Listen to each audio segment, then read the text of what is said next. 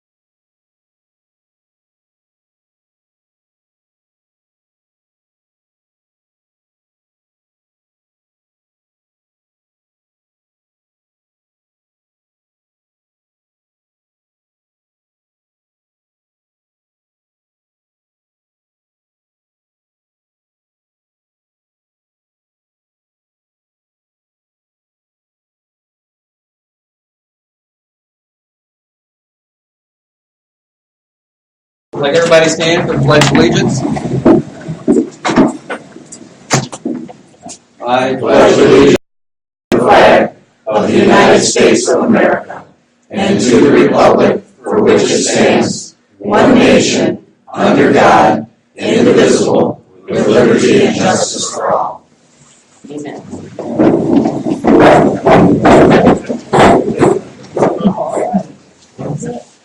Can I have a roll call, please?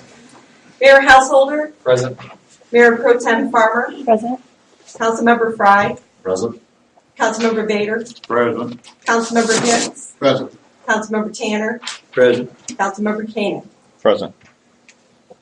All right. Next one would be comments, corrections, or additions to the consent of the agenda. I'd like to motion that we move the opportunity for a public comment back up to right after the roll call. And You're talking about creating two? Creating Yes. two, one at the beginning, one at the end? okay, we can. Is that what you were I'll amend that too. Then at the right after roll call, and then at the last opportunity will be just before the board appointments, and I second Any more discussion on it? It's going to go under E. It'll go E up here. He's saying right after roll call. that. It'll be forward probably. Okay. So for tonight, how would that work? Because we're in the changing of the agenda stage, so this would be not for this time, is that what we're saying? Well, I think they want to do it. Why can't? I think we ought to do it this meeting. yeah. Because we're in the after the roll call step into the next section, which is the consent agenda. Do you want to have it after the consent agenda? For tonight? Yeah. Yeah. Yeah, I think so. I think that's Okay. right. Can we get you to redo your motion? Okay, I would amend the motion to make it effective after the, at least for this evening, after the consent agenda has been passed through. I still second that. Okay. Any more discussion? All in favor? Aye. All opposed? Motion carried. We're going to have public comments on after consent agenda. So that's good. Number 6, 7, 8, 9. Yes. Alrighty, now I need a motion to approve the consent agenda. Roll call, vote please. Need a motion. You need a motion first. I make a motion that we approve the consent agenda as presented. Second. Any more discussion on it?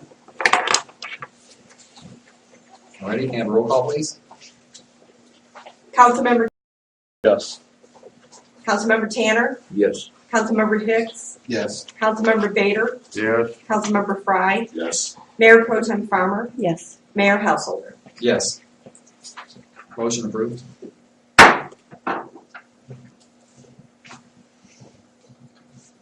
Now with the modified agenda as approved, it's for public comments.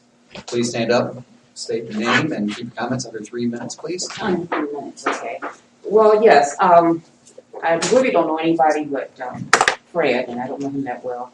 But my name is Joyce Jackson, and I'm the owner of the house right across from the school at 595 10 County Road 378. I am listed as the township, but however, I do pay city water bill.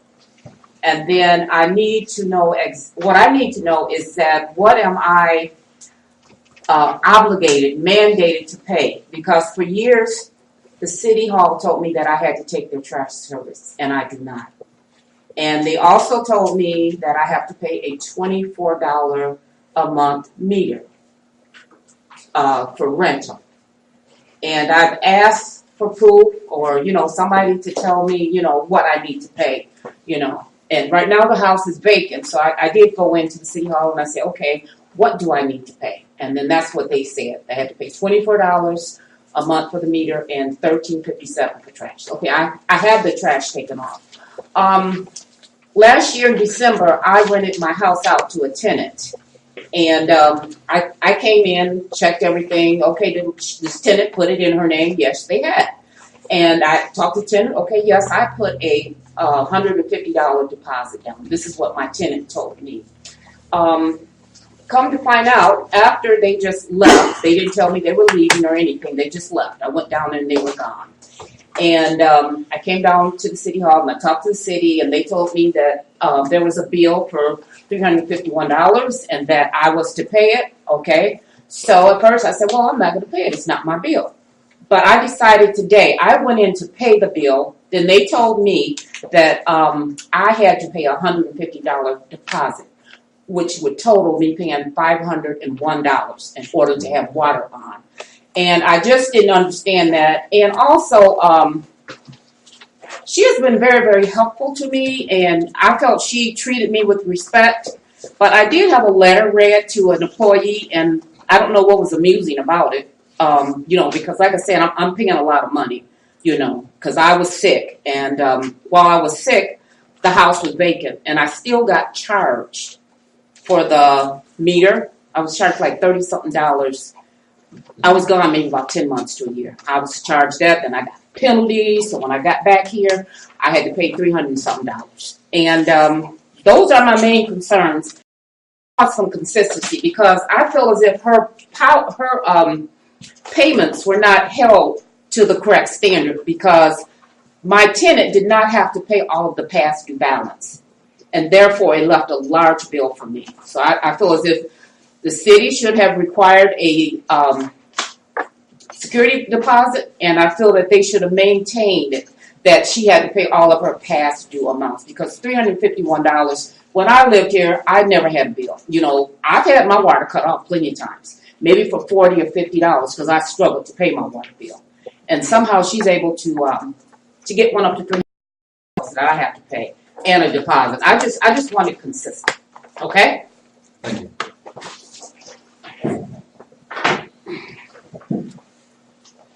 Any other public comments tonight? Sure, I'm okay. Jennifer Garfield. Just want to say thanks, one, for having it here, because it's really nice that we can all be in the same room. And thanks for adding the public comment on both the front and back of the agenda. I think it's really nice and gives us a time to speak. I'm sorry it would provide for 3 minutes, but at least you gave us a second one back. Thanks. I'd like to make a comment. I read stuff in the paper and I get very upset. I could cry sometimes. Let's start working together, please. Please, please, please. I've lived in this city for almost 60 years. I've been in the same house for 55 years. Please, it's been a wonderful city. I get sad when I read things like I've been reading. Please, work together. More comments? Ready? Moving down the list, we have other regular business, including resolutions, proclamations, presentations, city attorney.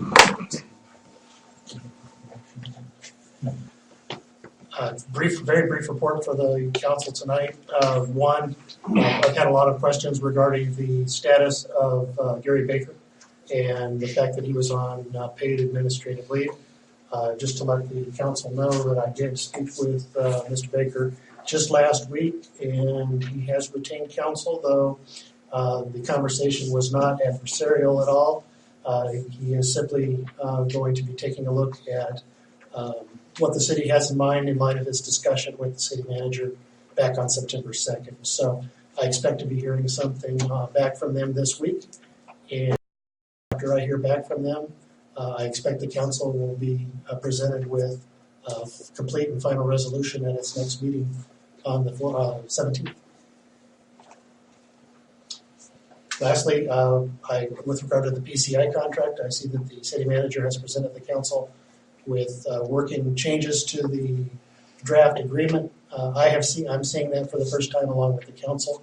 So I'm not offering any advice as to the propriety or impropriety of any of the suggested changes at this time, but I will be reporting a full report back to the council at the meeting on 11/17.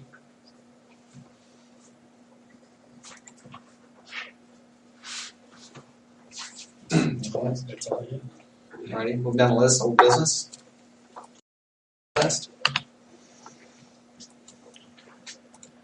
Well, I'd like to say we had a meeting, gosh, I can't remember the date, this last Monday, and it seemed to have went pretty well.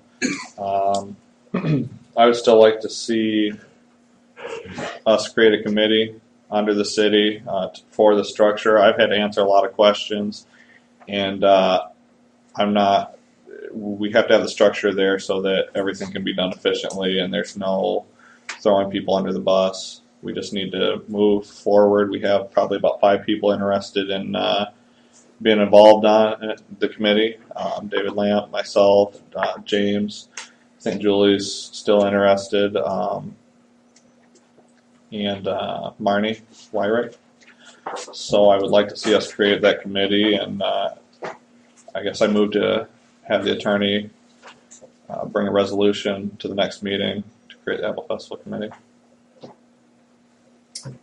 I think part of our last meeting, we did discuss about that, pros and cons, or request more additional information probably through the attorney. You have a motion, but it was out of the form of a motion. It was. So you have a motion on the table. Okay. Wait till see if there's Second. Is there a second? Second. You second? I'm sorry. Jim seconded. Open for discussion. I do have. Well, my question is because I know that Joe Glasgow, I think she spoke really firmly and passionately about wanting it to be in the hands of the community, the Apple Festival, and you know if that's what the community wants, then I think we should give it back to them. I'm all for structure, like Luke's saying. I think we do need to have a chairperson, a secretary, and a treasurer. But if the community wants it back in their hands, then I think we should give it back to them and let them run it. That's all I have. Amen. I agree. Well, one thing is that's how it's been done in the past. The past couple of years that I've been involved in it, that didn't work out. It's very easy to be on the outside and say this is what would work best. There's a lot of people giving their input randomly, but there's only a few people that really put the festival together. And I've seen in the past 2 years, I think, Fred, you came to some of the meetings. I don't think Dan last year, or the year before last, when we had the meetings at the tavern, it's a mess. A lot of random people show up and try to decide what's going to be done, then don't show up to follow through with that. If we had these people making the decisions, I mean, it's been a city thing. The city sets the date for it. The city's provided money towards it. The money runs through the city. It definitely wouldn't be something like the city council is, running the event. I'm looking for citizens from the community to run the event and to be on that committee. I just want the accountability and structure there so that there's not some of the issues that we've been having the past 2 years. It'll make the event go much smoother. It'll just make life easier, and I think it'll help make the festival better. I'm kind of going along with kind of what Fred said, and I was listening to what Brian said last week. Are we in the festival business or are we in the city council business? And if it's going to be turned over to the community, maybe we can give them a little guidance from the city council. But as far as being under our jurisdiction, I think I'd rather see it left to the people and maybe with a little guidance from the council. To clarify my comment from last week, I would like to point out the fact if city money is being spent on the festival, the city should have some involvement. Right. The degree of involvement is up to this council to decide. And so if you were asked, as I understand, there's a motion to create a city committee. I didn't hear that means that the city would be holding the festival. My reason for second is it's just exactly what Luke said. We need to have some definite organization for it, and I don't believe the council should be involved any further than that, but at the same time, I think it needs to be established that you've got one person that will oversee and be responsible for the whole apple festival, and I think that's very important. And that's one of the things too that we've been running into. If you have 5 people looking at something and making the decision, I feel that's kind of the way it needs to be done. Instead of like this year, it was only Julie and I pretty much, and John Burnside attended some of the meetings from representing the Lions Club. But instead, you had 2 people making the decisions. That can make it problematic when the year before we had our meetings. We could have 10 or 15 people at a meeting, and some of those people would take charge of the meeting, and it's like, we have stuff that we need to get done. We only have, X amount of meetings to do it, and we spend a lot of the time with random things, and no one's in charge. No one's allowed to say, hey, we really got to focus on this, or let's make a decision, because there is no one officially making decisions. And I'm telling you, it causes a lot of problems, and I don't want to be a part of it if there's not going to be structure. We brought last year, we asked, well, it might not have been even last year, but before this last festival, we asked the council to create a committee because of that reason. I mean, at these Apple Festival meetings, we've talked about structure too, and what's the best way to do it. And I really, really think that that's going to help. I don't want to see the city manager telling them how to run the festival or anything like that. I want to see the citizens that are on that committee doing the festival, creating the festival, running the festival, but there just needs to be some sort of accountability, because right now there's not. Well, what if we had yourself or whoever wanted to do it, representative of the city, be a chairperson and sort of liaison to the city, and then have the community members form the actual committee. That way we do have involvement, we're not running it, and we have a liaison to relay the information back to us and present us with anything we need to know about the festival. Well, the city does donate money, usually about $2,000, is that about right? The DDA also donates money, Well, and there's other problems that come in there too when you start talking about money. If you don't have an official committee, but you still have people that are volunteering to run the committee or the festival, but then they're getting paid on the backside, it doesn't look right, and it's not. I'm telling you, there's not enough accountability there. There's a person that's been in charge of bands and getting bands lined up, and then another guy getting sound equipment, and he's splitting the money that guy gets. It really needs to be done right. It's not being done right. There's way too much in the air. I'm telling you, it'll be so much easier. We've got to take some sort of I'm action. confused, because if I'm saying that if we have a council member for a chairperson on there to serve as a liaison, and we have a committee formed by the community, and there's a treasurer and a secretary and members at large, how would there not be any accountability? Well, I'm saying, how does that work? Would they be accountable to the city then? Would they be responsible to the city? The city would be creating the committee and then letting them decide who's on it? How does that work? We can discuss how we want to. I mean, we can appoint the committee. I don't know how whoever wants to volunteer, we appoint. I don't know how we can go about doing it, but I just don't want to see us involved in making all the decisions, because apparently that's not what they want, and I don't want it. No, I don't want to see that either. What I expected to see was the committee created, and then they would plan the festival, and that would be back and probably actually get an approval, just like when you ask, we want to have it on this date, and the city council's approved it in the past. I expect that to kind of be the same thing. We present our plan to the city and just go with it. And also, you'd have the city's insurance for liability standpoint. Well, that's the other thing, Pros too. and cons. Can you give us more details? What do you think, Brian? Yeah. We're also running out of time here to do something. I've kind of stalled myself on what's happening. There's a lot of stuff that has to get done before the first of the year for the festival. And I'm not putting a lot of pressure on it, but we do need to make some sort of decision so that the structure's there, because the way it is right now, it's a mess. It's just not working. The point that I want to keep making regarding a community festival is that community festivals are entitled to be a mess. They're entitled to run things poorly. They're entitled to not have any accountability because that's internal to the group that puts on the festival. The city has no role, as I have understood it, in the Apple Festival, except for the fact that the city has provided funds in the past. The EDA has provided funds in the past. The city approves the date when the event is to be held. I don't think there's any question that the event being held within the city reflects upon the city, so the council certainly has an interest in how it's conducted. But as I understand the motion, simply creating a committee, a city, and this would have to be a city committee, you would have to give some direction to that committee as to exactly what it is they're supposed to do. And if that means work in conjunction with the community festival committee, if they have their own, that's certainly something that you can create. But the council has to make a decision: is this a city event or a community event? And if it's a community event, there's no problem in the city giving guidance, but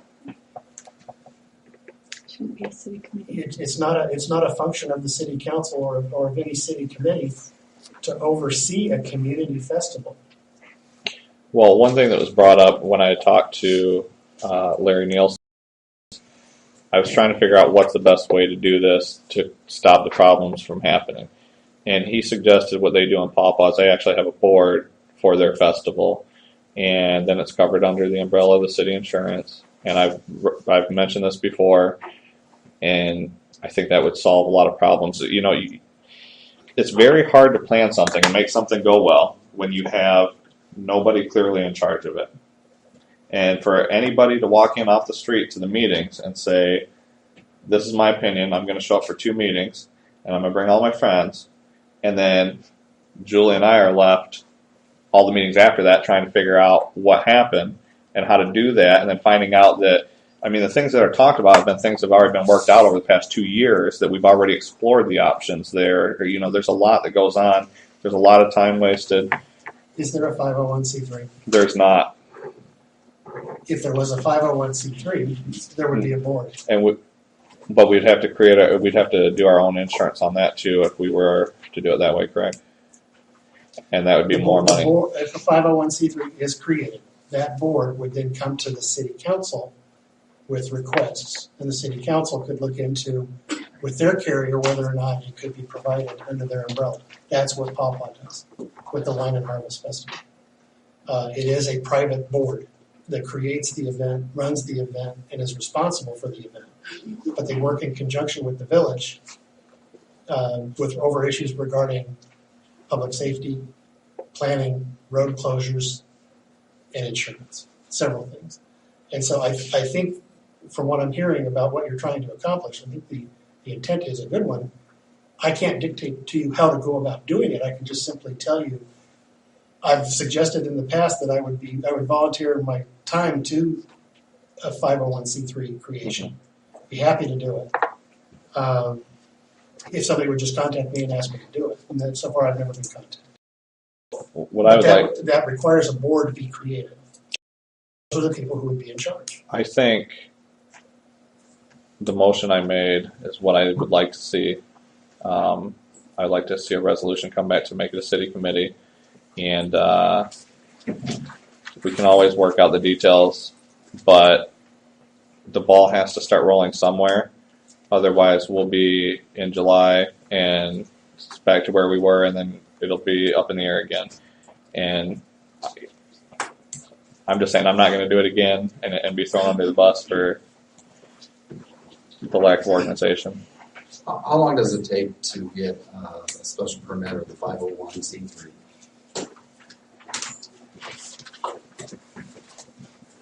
Months? I don't think we could have it by the first of the year, but it would be close.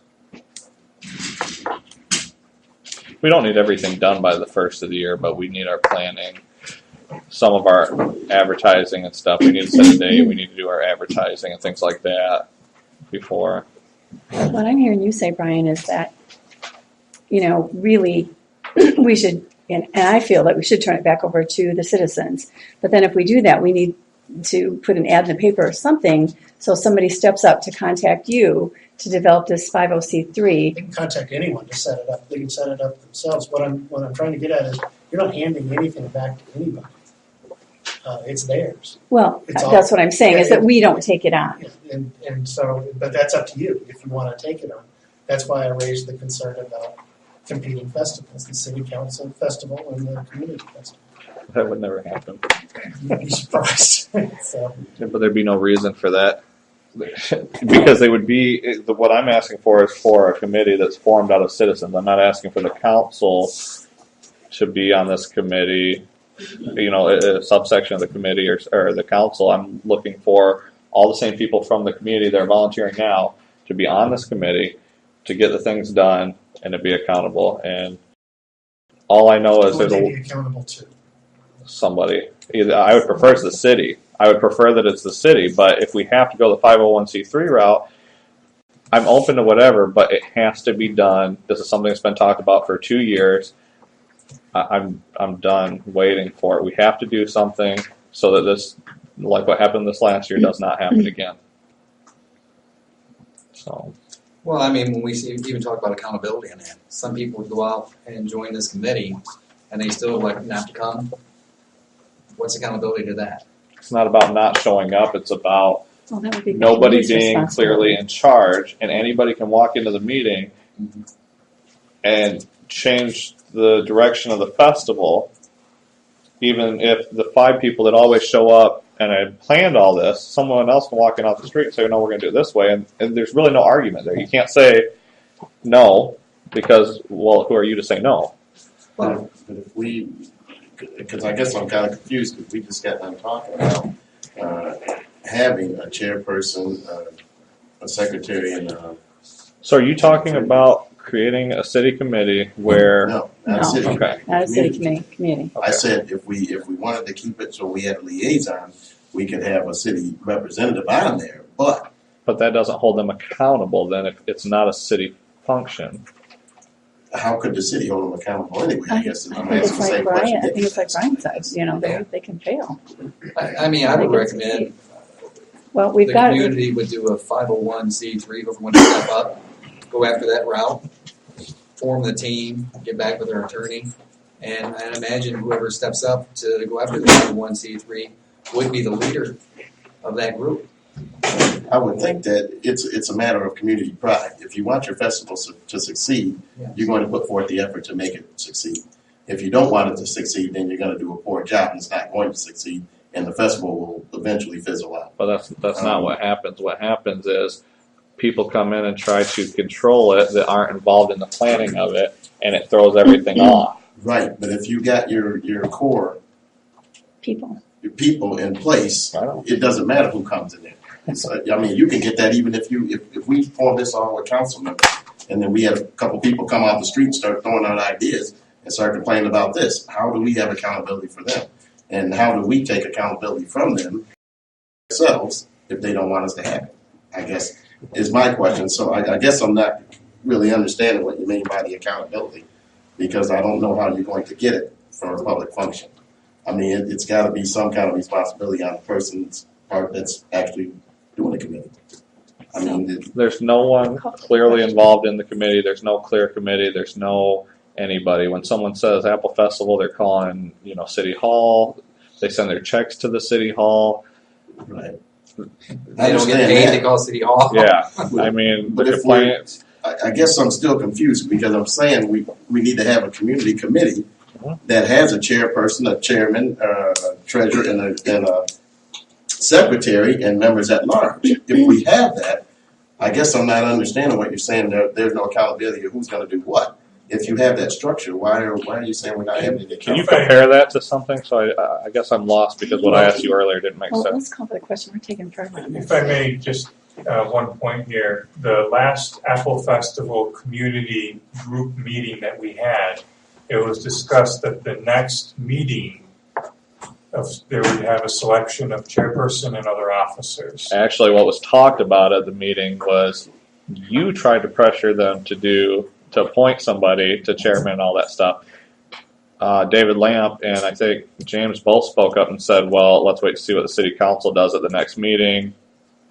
If I may, the thing I said is someone to run this particular meeting on this occasion, not the whole festival, just that night. Oh, And there was a letter. I'm not gonna say her name, you guys. So is there any more discussion? We'll move on this. I call for the question.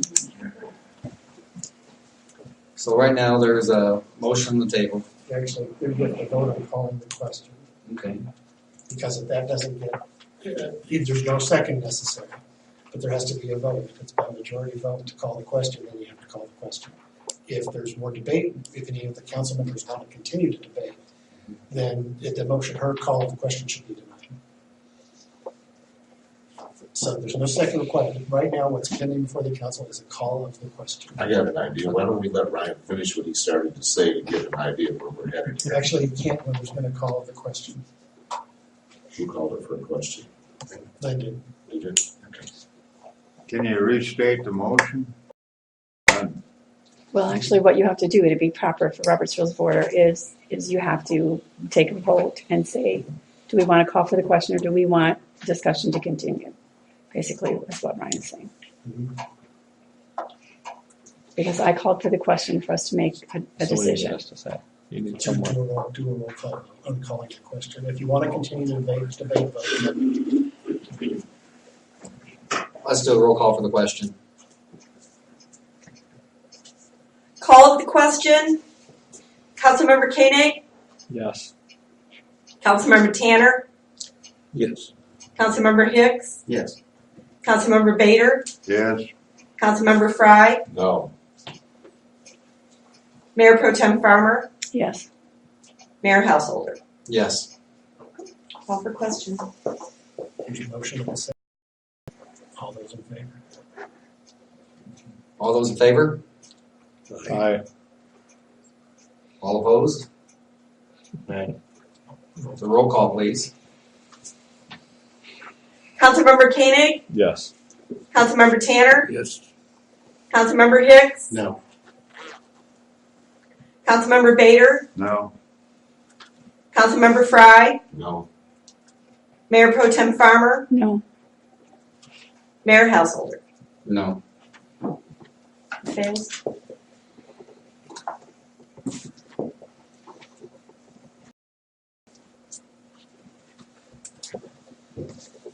Go down the list. We have West Arlington Street project update.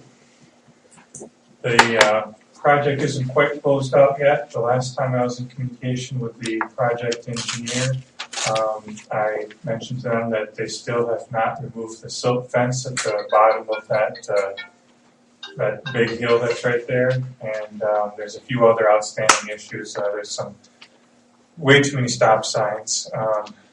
Every stop intersection has more than one sign where they added new ones. So that's going to be corrected, and there's some extra stakes left that will be corrected before the project is closed out. So we're not ready to present a final bill this time. So at this current time, we have not totally paid them. Is that correct? That's correct. Thank you. Going down the list is fall cleanup. Updates on the hydrant flushing, leaf vac, and fall trash cleanup. Yes, fall trash cleanup is going to be this Saturday.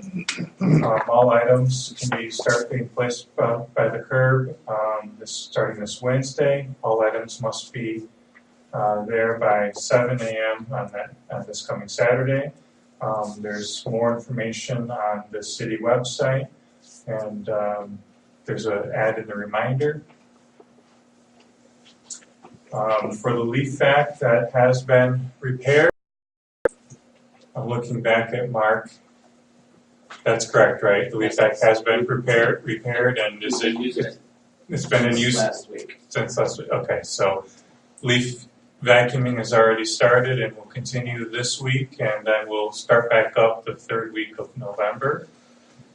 And the hydrant flushing, I think it went pretty well overall. I think it helped with our water system.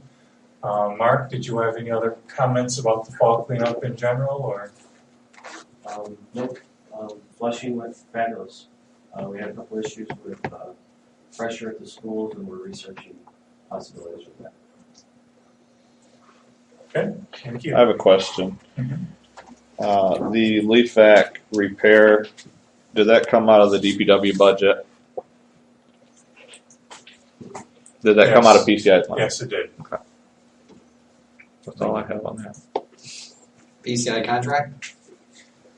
I included in the packet a lot of the pages, but not all of the sections for where we're at with the PCI contract. It's been good working with them. There's been a few things that we've discussed where we worked some things out, but a lot of it is just getting the right words on the page, not that we've had disagreement.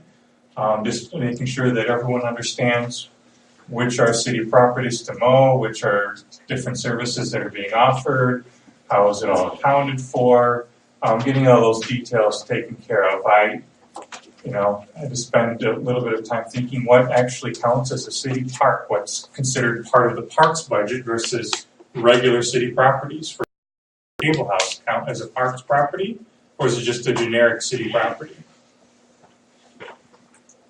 I don't really know. It's on the parks brochure. I don't know, but that's one of those little detail things that I was hoping to run past the Parks Board and just kind of get their advice on what counts as a park. But I would really like it if in the coming weeks you guys would all take a look at what is there so far. Let me know what questions you have, what issues you have. If it defines what you think that we're supposed to be getting in the water services and the sewer services and cemetery and parks and motor pool and all the rest. I know I'm still working out the pages that have the details for the public service section. And part of the motor pool will kind of depend on how we work out the fuel depot versus fuel cards discussion later on in the agenda. So that might change the wording in that section. But by and large, I really just look forward to hearing any input from you folks. And if you have any questions now, I can try to address them now, or just send me an email. What does this section mean, or how does this section work, or what about this, or what about that? I did just by glancing at it. I think we need to review some of the literature inside about the depreciation of PCI equipment. The city is required That's to. the equipment we don't even own. They want us to pay their depreciation. Right. Then we're also talking if it's a brand new piece of equipment, how much it depreciates versus an older piece of equipment that has less value to it. Also, what happens to the city's vehicles when they deem it's no longer good, definable what's good and what's bad. Right. And the cost goes back to PCI towards your equipment. Mm-hmm. So I think And that was something that we all talked about. Basically, I thought that we were upset about, and I was surprised to see that in the contract, even though that was something we had talked about a lot as far as the police cars and the snow plows and all of our equipment, and not giving that away. Or Right. I don't think that this should be considered an absolute final version, and I want to get that input and make changes. And I think when you look at the different DPW functions, for the cemetery, there's a cemetery committee. For the parks, there's a parks committee. For water and sewer, those are very technical in nature. We've got the Michigan Department of Environmental Quality checking the work there. And I think for motor pool, it may make sense for the council to consider having a motor equipment committee. And I know that there's some very talented individuals on the council that may wish to be on that committee. And Lord knows I'm not an expert in everything in the world, and I could sure appreciate some help with those things that I don't know that as much about as others. So that might be just like you have a cemetery committee, a parks committee, and so on. Maybe it would make sense to have a motor equipment committee. And it is still always going to be the right and the responsibility of the council to make decisions of when city vehicles and equipment are considered obsolete and it's time to put them out to pasture. So that would still be a council decision. No but matter that what. contract would not make it a council decision, would it? If changing it anyways, but the way that it's worded, if we were to agree to that contract, that would take that responsibility out of our hands, would it not? No, No, it clearly there was- stated that it was Right. ours. Brian Notek worked on wording on that particular Right, section that made sure that it had to be a council decision. Right. That it is a city decision per the charter and it would stay that way. And I think one of the biggest thing is make sure we get to section, 6.1 that's missing. Mhm. So, that's a lot of details right there. So, can get those updated a little bit, get them out to the city council members, we can review them, give the comments and everything else back. Mhm. Everything still needs to go through our city attorney for his review. Yep. And we'll go from there. Very good. Performance evaluation for city manager. I know Ryan has requested we do a special meeting on Monday, since we're trying to cut this meeting a little short tonight for election day tomorrow. Yeah, some point in the future would be great. I know this coming Monday has the Parks Board and Apple Fest and the Fire Board meetings. Well, yeah, we need, some sort of form or something so we can all use the same criteria when making evaluations here. I have something for everybody tonight, Harold. Oh, okay. So, Do we have to wait until Monday for that special meeting, or what are our options here? Well, Tuesday will be the election. Wednesday has another meeting, and Thursday does too. Thursday's the charter committee meeting that was scheduled for the last council meeting. The city attorney is very unavailable on Friday evenings. So am I. Just saying. But you like Saturday midday then? Preferably not. I did hit Brian on the shoulder when he suggested Saturday before, so. So I guess the best thing to tell you, we'll get next Monday. Is that fits everybody's, Except Monday for, at what time? except for Ryan, so they've got 3 meetings. Yeah. Well, there'll be 2. The fire board is separate. O'clock, is that right? 7:30. 7:30, and then we. The 6 o'clock for the Parks Board and 7 o'clock for the Apple Fest was the scheduled meetings. Yeah, I don't want to do it on Monday, but I don't. It's up to you guys. I You guess. said you had, Brian, you said that there was just one meeting on Wednesday and one on Thursday? Yes, this week. What meetings, well, we have the, one meeting Is for there anything on the, Tuesday of next week? charter. Right, We have the I'm police meeting, advisory committee on yeah, Wednesday. police, the How long do we think that police meeting? chief, panel, Yeah, police chief on Wednesday. I don't know, I prefer not to have it on the same night as that. Yeah, me What too. night is the police committee meeting? That's Wednesday, and then we got the charter meeting on Thursday. What and about I'm involved Tuesday of the both, so following I'm week? Doing 3 Tuesday's meetings in one day. Oh, it's my husband's We're having birthday, a wasn't special having meeting that with day. finance on that day, aren't we? On the 12th. You On the guys keep us 12th. pretty busy, I don't know if you knew that. January. Wednesday, the 12th is when the council scheduled the work session on the Budget. quarterly budget amendment. And then the Thursday is the planning commission meeting. And then we're back to the 17th is the next regular council meeting. And then the 18th is open.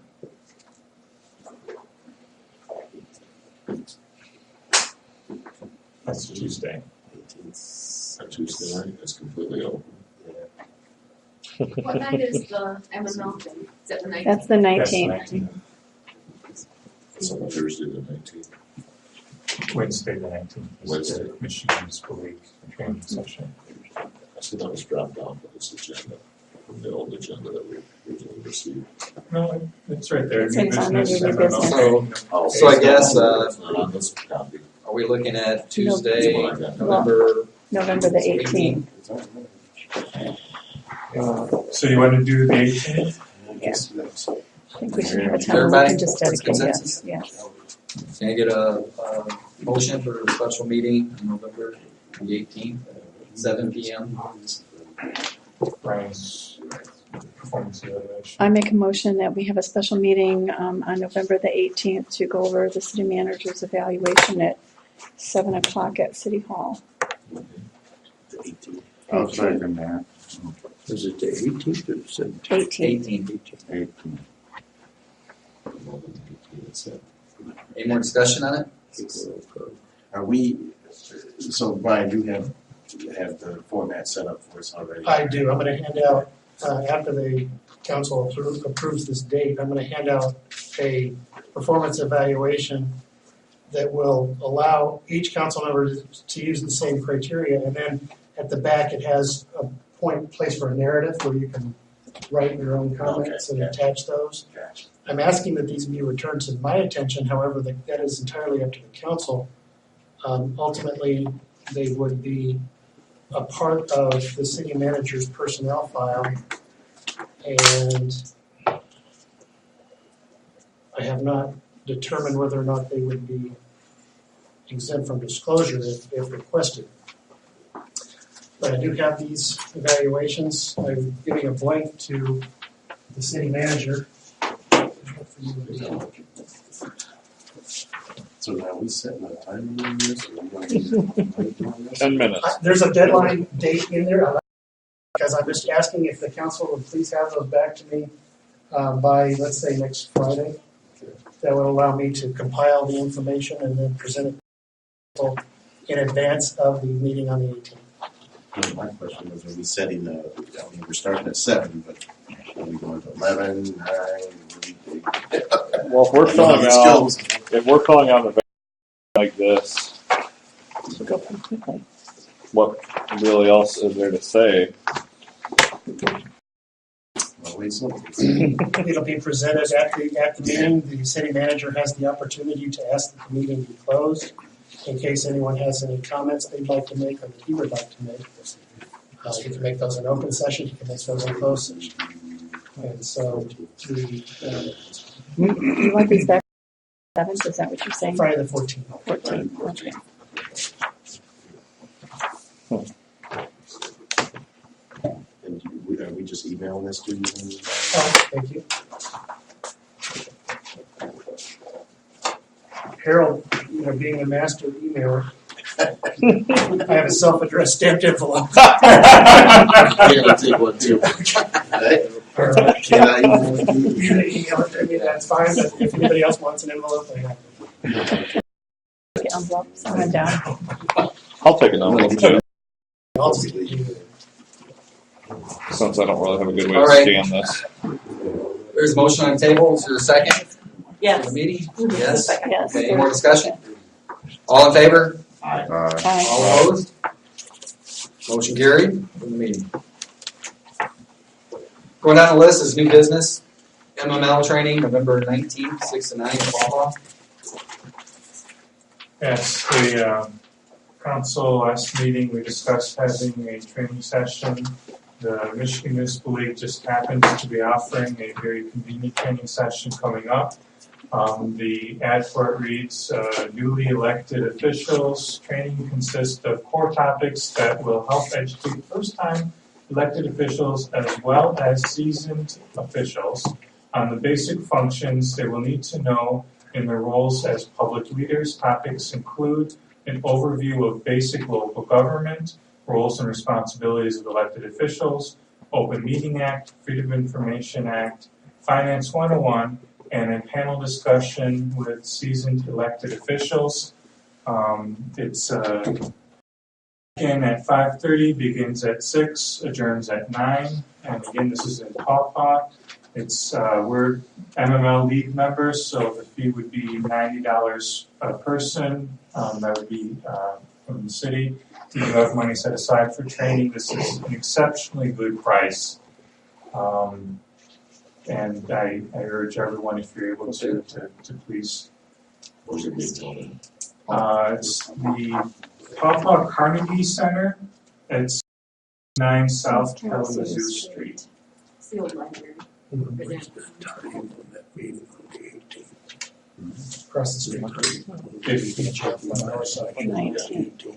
If you all, either at the end of the meeting or whenever you get a chance, let I know that we'll make sure that we sign you up for it. What's the last date to give notice? I do not see where it says on here.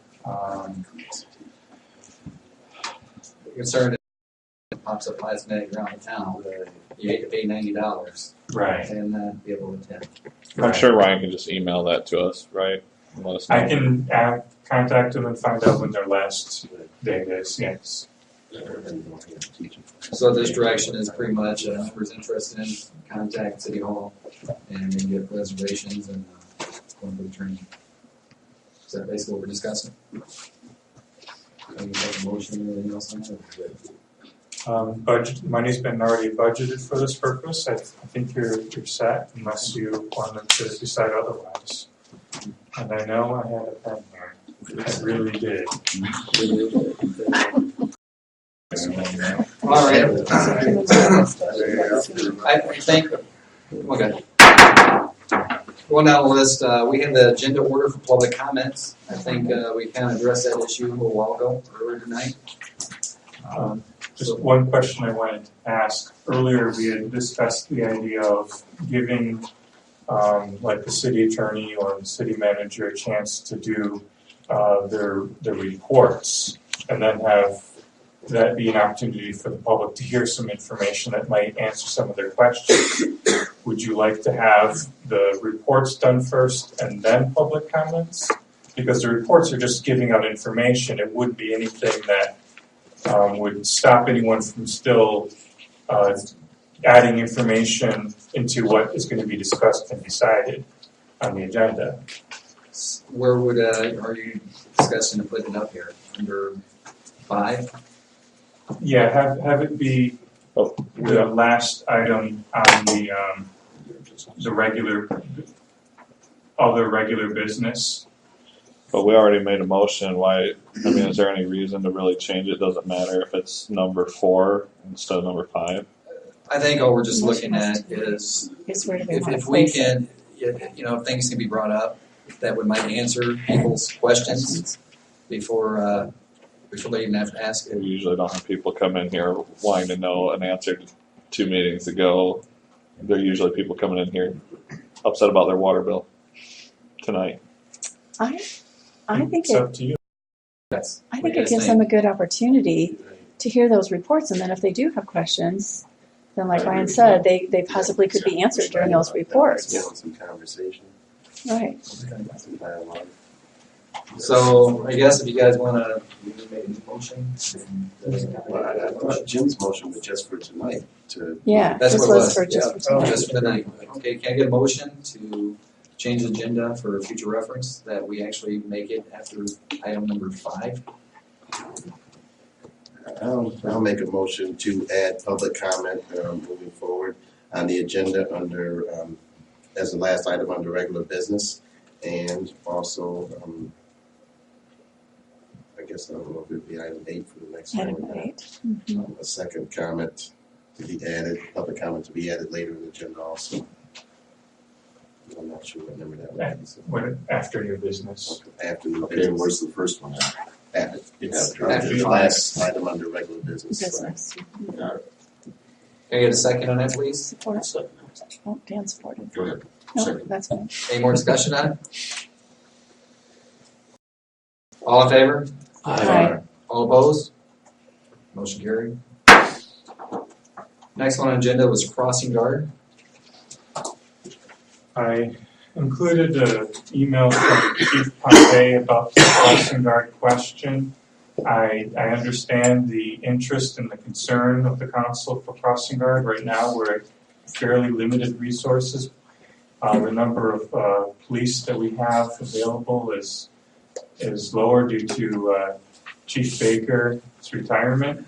After we get a new chief of police in there, we'll have more coverage. Right now, the officers, when they do come on duty, they have to play a little bit of catch up. And I'm afraid we just don't have the resources right now. But I think this is something that we would be happy to train anyone that wants to volunteer. And if there's anyone in the audience or anyone who hears about this in the public that's interested in volunteering, we can certainly train you, provide a vest. Well, part of what I see, as long as if our police are busy doing something, they're on call, they're emergency situations, they have to go to court, something's planned out, they're actually doing it. I can understand there not being a crossing guard. What I don't want to see is a police officer at Subway or cruising town when there's kids walking up by the school and they're not being helping out at the system. That's my biggest thing. Well, my question is, you said that because of Baker's retirement, the numbers are limited. Are you saying, are we covering, well, I guess my first question, are we covering all our shifts? No, not every Okay. shift is covered. So then my next question would be, even the shifts that were normally covered before, is my understanding that the chief and one other officer were working during the day. So now we would probably be down to around one officer, and then I'm sure Pompey's not here as an actual officer on duty, but I just don't see that every day, not time available for 20 minutes. I don't expect to see them out there every day. I know that's not feasible, especially under our circumstances. But from what I've been hearing from the community is that they're not there at all anymore. And they haven't been since Baker's retirement. And there must be time. There must be some time. I don't expect to see them there every day. But I would like to see them try to find some time, even if they go down there for the busiest 10 minutes, right at when school gets out. I'd really like to see someone down there. We were doing it before. Also, is there any reason that we're not covering the shifts as far as, are we searching for a new officer, or are we just, is that because we don't have a chief? Because I guess I'm confused. If we had one full-time officer and the chief working during the day, we should still be able to cover that unless we're trying to hire somebody. I'm going to let Chief Pompey answer this, but it's my understanding that with the duties that the police officers do have, they are kept quite busy for the amount of manpower that we do have on the streets. And Chief, can you perhaps speak a little bit about what's kind of the full breadth of what an officer might be responsible for taking care of during a day? I know that's a tall order to ask. Maybe we can narrow this down, because Yeah. I know how busy they are. I wasn't asking for how much work. I know they're very busy and the resources are limited. What I'm asking is, if we're not covering all our shifts, is it because we don't have a full-time chief, or is it because we're looking to hire an officer and we just haven't found one yet? Thank you. Let me introduce myself. First of all, the folks here that don't know me, my name is Randy Pompey. I'm the Chief of Police in Coloma Township. I'm your interim chief here in Bangor for a couple more weeks. One of the first things I did when I got here was look at the resources available that you have in terms of equipment and such.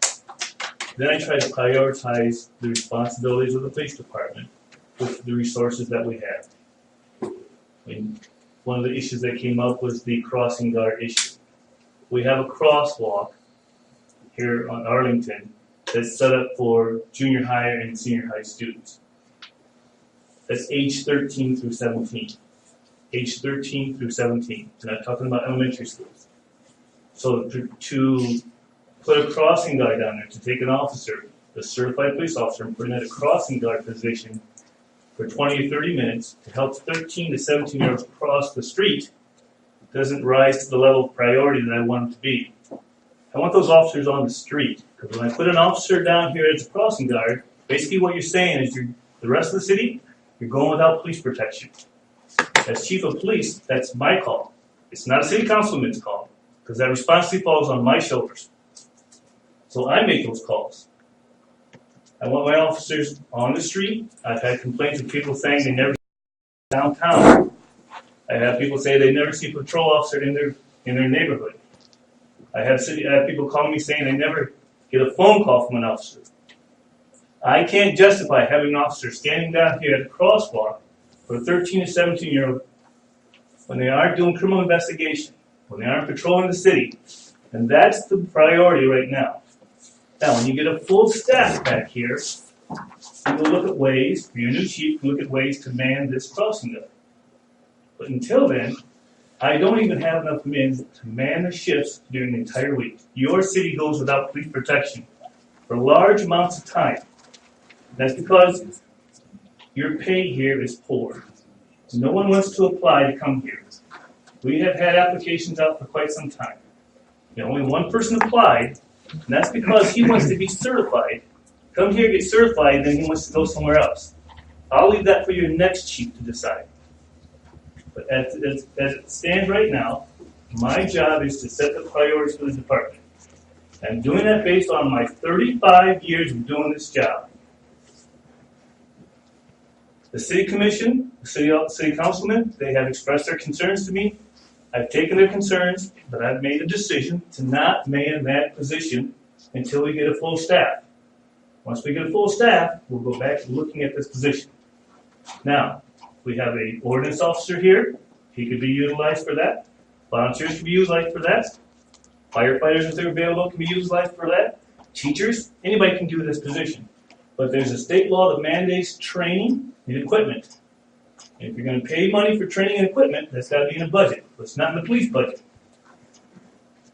It's going to cost us money.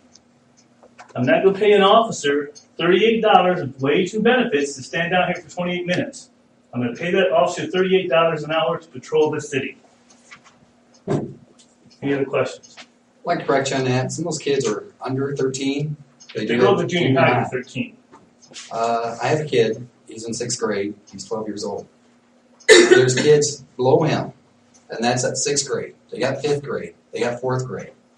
They do have junior high down there to the younger kids. All right. So what you're telling me is that you're going to take this officer. And I'm just telling you, there's younger kids, and it's been brought up by these city council members before. We had a concern with kids or children walking underneath the viaduct, not on a sidewalk, around the curve, on a blind curve, and we're a little concerned, a car coming around and running into somebody. And I believe the city council set, I'm not going to talk about crossing guard. I just want to know where we're at. The question that I asked about staffing levels, is it because we're looking to hire somebody? Is that why we're not covering all our shifts? The reason why we're not covering our shifts is because we don't have the manpower. No one has applied. Right, but I'm saying we have an open position. So that's what I'm asking. Your open position is your chief's position. That's the only position we have that's open? That's the only position that's open.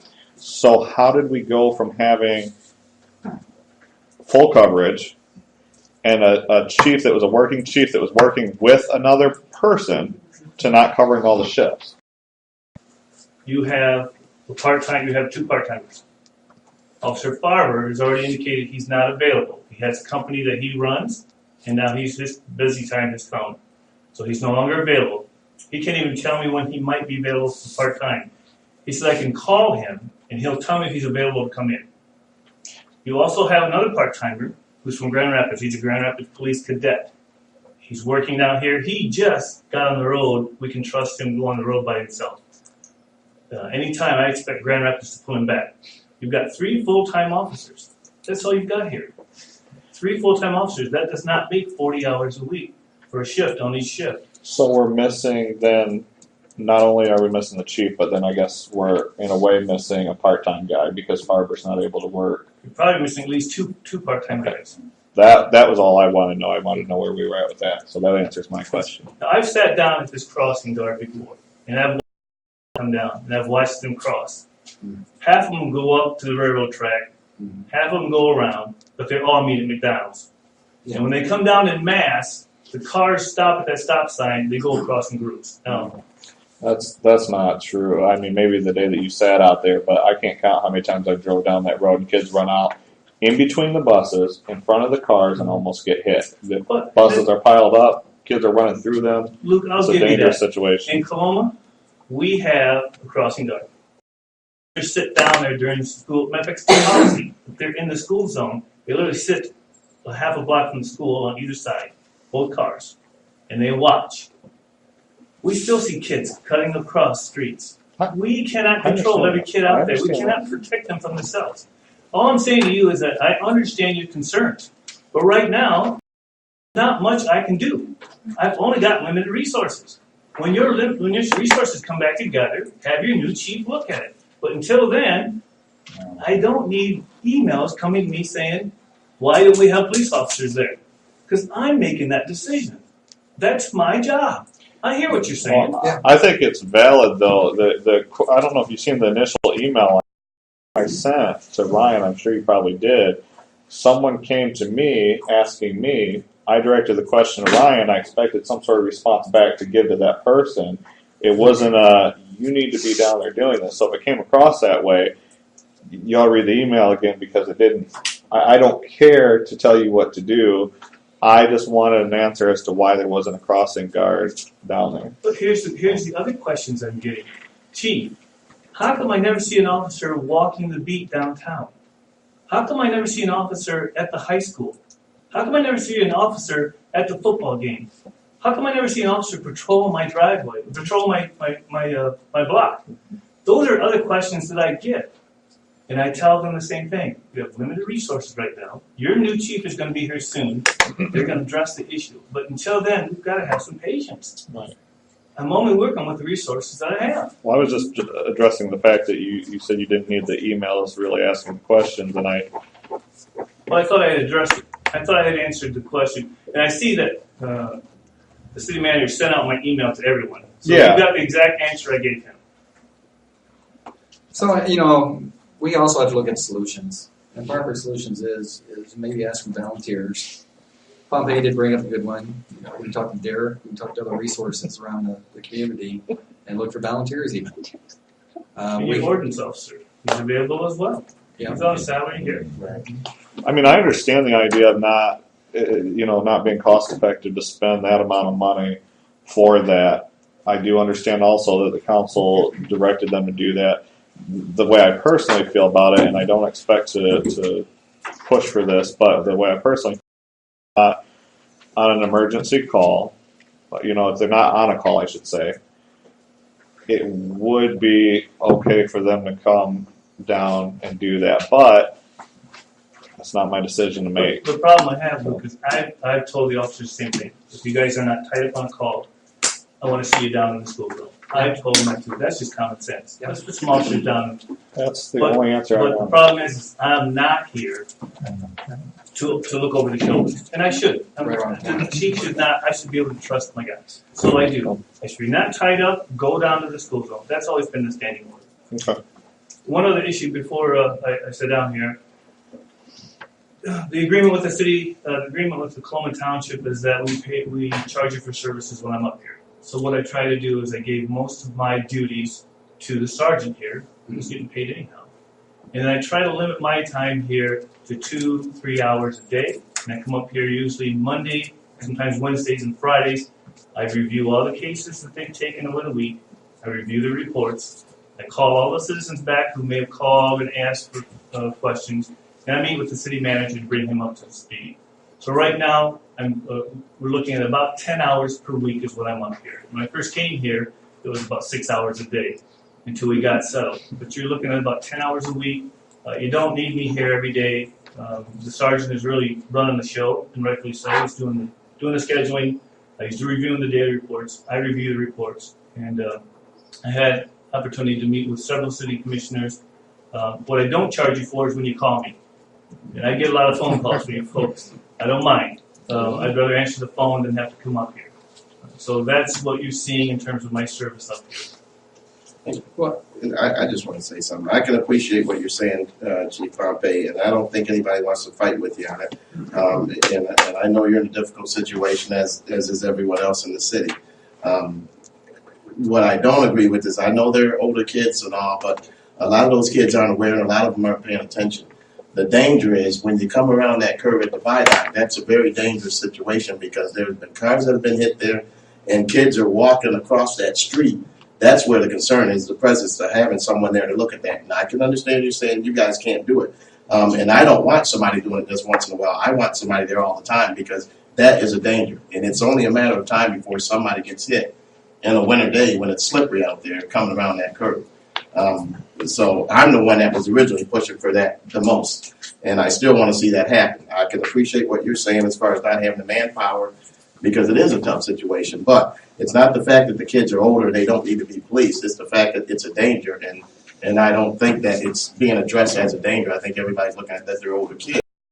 It's still a danger to have those kids walking in the road around that curve in the wintertime. That's where the problem is. So I do appreciate what you're saying, and like I said, I'm not trying to say, you guys have to do this because you don't have the resources, but we do need somebody down there. Well, make no mistake, I understand that public safety is shoulders. I know that from the get-go. I understand that.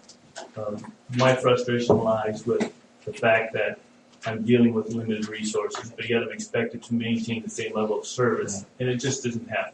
I can appreciate that. So. Well, that's what we are. We just ask at this current time, do what you can. You know, availability's there, great. Other things take priority. But like I said, we're trying to support you. Just make sure they're not at Subway or some other areas doing something else. I mean, then they're going to question the integrity of the Bangor Police Department.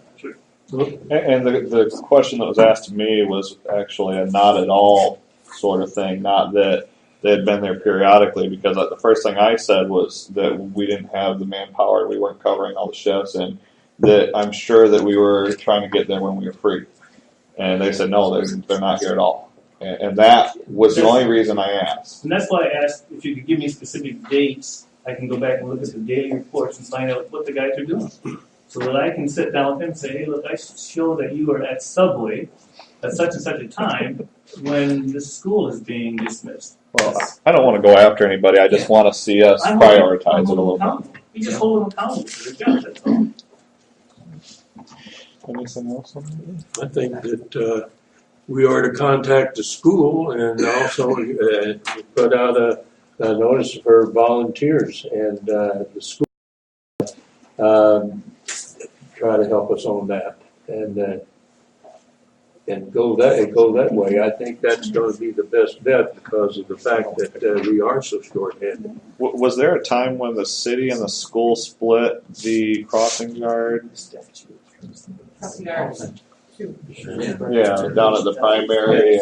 Yeah. So here the problem is they really don't pay those crossing guards. I mean, well, it should be voluntary. It could. It's difficult to find volunteers. It is. And it's still even difficult to pay somebody because it's not very much time. That's like saying, I mean, if you're come to work, you're going to get $10 an hour, but you only have 1 hour to work. A stipend would be a better way to go if we're going to pay somebody for that instead of saying, well, we're going to pay you by the hour. Because if you're paying $7.50 an hour and you're only working for an hour and a half, I mean, you're getting up at 5 o'clock in the morning to go down there to watch, Well, it's clearly still an issue, so we definitely need to figure out a solution to it. So, right away too, Ryan, if you can, post it on our webpage and contact the school, see if we can do some type of joint venture communication of volunteers who are needed, and request support for crossing. If we get volunteers, we may or may not. We'll still try to support with the police when they're available. How does the training work, out of curiosity? Yeah, who does that? By statute, every year you have to go, initial training is 4 hours, and then every year it's 2-hour refresher. There are certain equipment that you have to have. You have to have sign, of course, obviously. You have to have reflective vests. And what I didn't notice in your school zone when I came through is you have to actually have flashing lights on inside your school zone markings. I didn't see those when I came through. So there's a lot of things that need to be done that are not done. Is the training provided by the police department? It's the statute. And by the way, the pay has to come out of the police department or the city budget as well. That's mandated by state law. Do they have to be trained in CPR? No, they do not. And what's really nice is that AAA has put a nice training video out. And what we do down in Coloma Township basically is we give them the video, we go over the law, we go over their authority to stop vehicles, we talk about how to report people who don't respond to your stop sign. We provide them with whistles, pens, paper, the whole entire outfit. My crossing guard has got a winter outfit, he's got a fall outfit, because they don't want to stand out there in sub-zero weather. Right. There's an incentive to stay in bed that morning. And so we provide them with a lot of equipment and basically teach them how to be the best witness they can. Now, we don't require them to be first aid certified, but we offer first aid training. Out of curiosity, how do they get paid down there? Is it an hourly? What I do is we pay him bi-weekly, and he puts in about 30 hours every 2 weeks, and we pay him by the hour. there public safety grants or anything available for some of that stuff for crossing guard? I have not seen anything. I budget for it, obviously, every year. All right. Moving down the list was fuel depot to fuel cards. This is something council asked to look at our last meeting. Since PCI started here at the beginning of July, they've been using the fuel depot, which is just kind of a handwritten manual record. And in order to make sure that records are kept efficiently, this makes it so that administrative staff such as myself are able to review the records easily and efficiently because they're electronic. There's no manual error in transcribing it. I just didn't really want a situation. There's a mix of DPW city-owned vehicles and PCI corporate vehicles. And just to better keep track of everything, PCI and I talked about it, and it just made the most sense. We had the ambulance service wasn't very good about paying their bills. They were, frankly, pretty off at it, and they were basically kiting for us. But just in comparison to all that, the fuel card system does take into account that we're a municipal entity and covers that we should not have the fuel taxes. So we're not losing out from that. So it just was a matter of accountability, in particular since there's a mix of PCI corporate vehicles which are ineligible for the fuel, and this key card system has one card for the user and a different card for the piece of equipment or the vehicle, and that kind of is it's the best management tool that we can use at this time. I think it goes back to what we've talked about before, and I certainly want us to be accountable. I think it's a great thing, but it was just communication. It wasn't communicated to us. Here was a local business that we kind of shut out of doing business with us. And it was, this is the first time it's been really communicated to us as to why that switch was made. And I think that is kind of what we've been talking about a lot, is that the communication is lacking, because then, we didn't even know what was happening. And then we got people saying, why did you cut Weber Oil out of the equation? Well, we didn't know Weber Oil had been cut out of the equation. So, I don't think any of us want to sit here and pass judgment and say we shouldn't do things that are really cost efficient and do really for us. I think, again, it's communication that needs to come down to us so that when we're asked out on the street, we can give intelligent questions rather than look like we're stupid and we don't know what's going on. That's a quick question for Mark. Have you noticed any cost benefit doing that? Have we saved any money? Have you been able to do a comparison, or have you had time to do one? I can just tell you that since the ambulance has been cut out, there's a huge savings. As far as I'm concerned, there's a couple issues there. For one, the Pride Care went from nonprofit status to for-profit status. Whether it's electronic or not, if you let somebody rack up a bill and not pay it, the computer does not necessarily mean accountability. We have a log, we have a gallon log, we know how many gallons are going in there, we know how many they're right now going out, and we also have mileage logs in the vehicle. The reason that I brought this up was not because of Weber Oil, but because of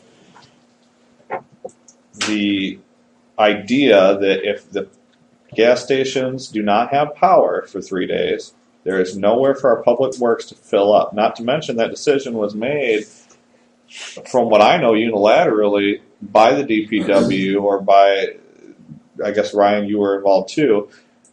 you cut out Pride Care, you cut out the fire department, and you went to the system. And I don't think you weighed out the problems there, because we have very recently had an issue where there was no power for more than 24 hours, and the vehicles were down at Weber Oil filling up, and that was the only way to get fuel, probably within 20 miles. Mm-hmm. So I do have answers to those points, and I appreciate them. And Derek was consulted before anything did happen, our fire chief. And I've been in contact with Pride Care more than they wanted to hear from me about their bill. I'm not worried about Pride Care. They need to pay the I bill. understand. But the fuel depot that's behind the Public Works building right here does not have an emergency pump either. It doesn't have a generator hooked up to it. So if there were an emergency, that doesn't Right, but help Weber that. Oil, But- since we were using them, and there was no way to fill up, Right. they took care of us. They went over there. They loaded up from the trucks. Mm-hmm. When there's a power outage, they're not. Maybe they will. Maybe I don't know. But I can't see them saying, "Oh, you cut us out here, and you thought it was going to be so good down the street, and then guess what? Now you need us." Well, why would we offer that to you? You cut out a big chunk of their. These cards are good for all different locations. So Right, it's but if not you have just to based on drive- that. And if you do have to drive, you do have to drive. But that's not to say that Weber Oil would not be helpful in the emergency. I understand that there's. But that's like concerns over taking the food off at his table and then asking him to help us, because that's his business. That's what he profits from. Why would somebody do that for you? Well, he's a manager. He doesn't have a profit share there. Okay. Well, I think he does get commission. Okay. He does get commission. Yeah, he does get commission. Okay. So you didn't know that before you said it. You just threw that out there to try to It was my derail me. understanding.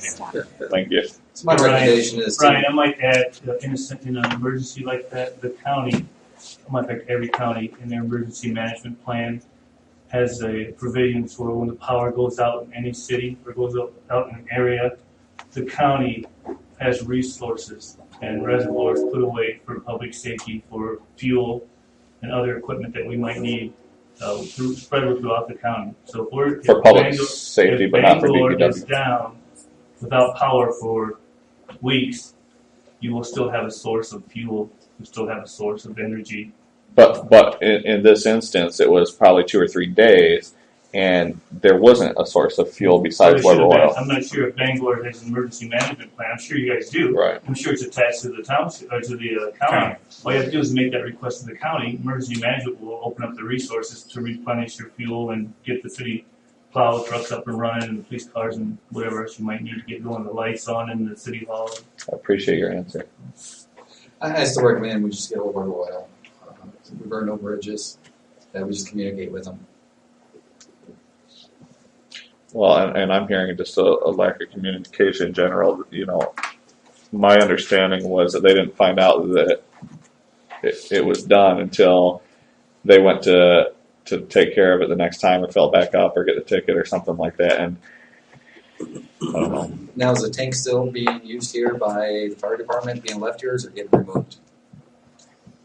Say what now? Fuel tank is going to stay or disappear? They're not our fuel tanks. Okay. So it's Weber. No, they're the city. City. The fire department's separate from the city. So what is the plan there? You know, I personally, I would like to see us go back to using the fuel tanks. We have to support our local businesses. We have to make it easy for our public works to get a hold of fuel. The other thing is there too, as far as corporate vehicles and all that, they should be using their credit cards, corporate cards, fuel cards, whatever, to fill up their trucks. That has our equipment. They should be fueling our equipment back there. Accountability measure. They would, of course, use their own. Right. For their own. Derek. I just want to correct you just a little bit. It was our choice. We started using Shell way before this topic even came up. There was 2 reasons behind it. One of which is that the city charges the 10% administration fee, which is perfectly fine to do that, and the bill was only coming once a month. At Shell, I hit the highs and lows every day or every week. Fuel prices change daily. Here, the fuel prices was, once a week, whenever he filled up, once a week, once a month. And so it was actually cheaper, more feasible for us to start using Shell. We kind of, did it across the board. You can see my notes still up on the board up there, in the top corner, because, we knew this was coming. When that emergency happened, when everybody was out of fuel, Weber came here and filled up the trucks. That's an agreement that would continue no matter what happened, with anything. The other aspect you're not looking at is the liability of those fuel tanks being out there. They don't have a mechanical shutoff on them like your fuel pumps at Shell do. So if something were to happen, that fuel, once you spill more than 3 gallons of fuel on the, anywhere, now you've got the EPA involved and everybody else that has to come dig up the ground and do everything. Yeah, those are double wall or triple wall tanks that keeps the fluid inside the tank, but that doesn't keep the fluid from going out the nozzle. Another upgrade, which got looked into many years ago, was upgrading those fuel pumps to a scan code or a key code type thing. It takes lots of money to do that, and so, that's, accountability doing it that way. But that's the reason why we went away from, getting the fuel here. In an emergency situation in the middle of the night, we had to get fuel. We knew that we still could, and we still did there for a while, until the past month or two. Well, and if we have our fuel tanks, if we're charging administration fee, whatever we're doing there, this all goes back to there has to be money set aside for the little things. If it's 1% here, 1% there, to upgrade the fuel system or to upgrade the plow trucks or to repair the plow trucks. There's a lot of things that haven't been done, and I understand that side of it too. They might need some repairs or upgrades. I just think those fuel pumps haven't been upgraded, and those triple wall tanks were put in there 9 years ago, 8, 9 years ago. I think that's the only upgrade that's been done to those. all I know is you keep taking things away from the. There's not going to be any citizens. Not a gremlin here taking things away. It's just what can we afford? Mm-hmm. Okay, moving on. All right, let's go ahead and move on. Opportunity for public comments again. Please stand up, state your name, comments. Dr. Carpiozza, I am livid over here. I cannot believe we do not have 24/7 coverage. And I can't believe that I just had a minute discussion about how important it is to have a crossing guard. Really? We don't have 24/7 coverage? And now it's out. The public now knows, right? Because that's going to happen tonight. Well, we've talked about it before. Well, really? I've never been told. I would like to know as a taxpayer, I don't have coverage. Who's here? Do we have a sheriff here when he's not here? I can't answer that. Yeah, I bet we don't. Because it's not in our budget. Because you guys do not value public safety. Period. You have made us history over time, getting rid of people without a plan, and now we're down to 3 employees? Oh my. Okay. So, the other thing I'd like to share is your lack of planning on a budget is disgusting.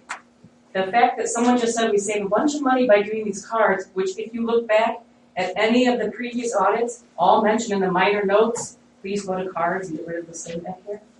But barely nobody remembers that. Now we're doing it, we're saving money, and the discussion without asking how much it is let's go back. Let's plan our money, you guys. Start asking for some numbers. Get some reality going. Make a plan. Take care of this community because you're not doing it. Anyone else? I'll go.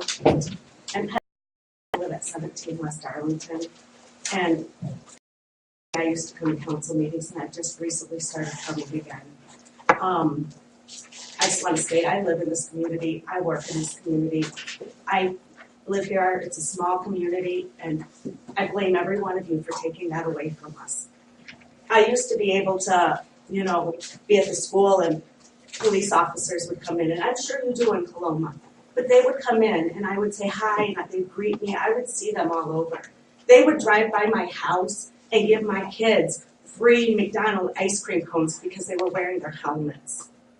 I used to be able to yell out my back door, "What's up with the water?" and have it taken care of. People would know you. I would walk into the city hall, and people I had never met would say, "Hi, Penny, how are you?" This year I called because my water bill's off. it's my fault and I'm responsible until they found out it's negative $4,000. Then it was a mistake. It's really disturbing. We, for whatever reason, we no longer have a local attorney. But for some reason, we can afford to pay one to be at every city council meeting. That blows my mind. And it seems like he's running the meetings. I'm not really sure what's going on, but I buy my insurance here. I buy my groceries here. I pay my water bill and all of that. But I really want my small town back. And when you get rid of the people that work here and live here, that's really sad. It's really sad. And I hate seeing my money driving right out of the city every stinking day. That's what I Anyone else? Let's Steve Bowers, 7 West Arlington Street. I heard you doing a lot of talking about your Apple Festival and everything. You're talking about committees. Have you given any thought to your next festival that's coming up? First Saturday in December? You're going to have a lot of planning for that to do.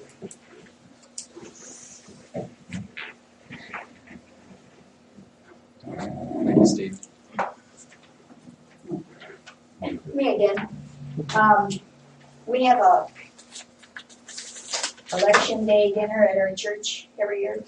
And today they got out and they blew all the leaves out by their street, and they asked me to see if I could ask you if there's a chance they could be picked up tomorrow, because we have a lot of people that come to the church and they need to park for. We have a parking lot, but there's a lot of piles of leaves around here.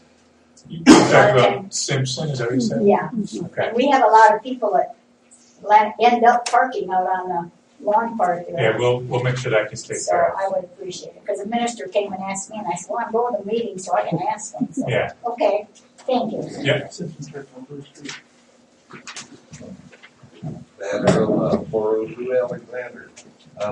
I would encourage the city council to, I don't know how you do it, but make a resolution or whatever to support the mayor of Grand Rapids, who's trying to get 2 stops on Amtrak, 2 more stops on Amtrak. He's got a brand new $7 million facility up there, and he's pushing to get double the service.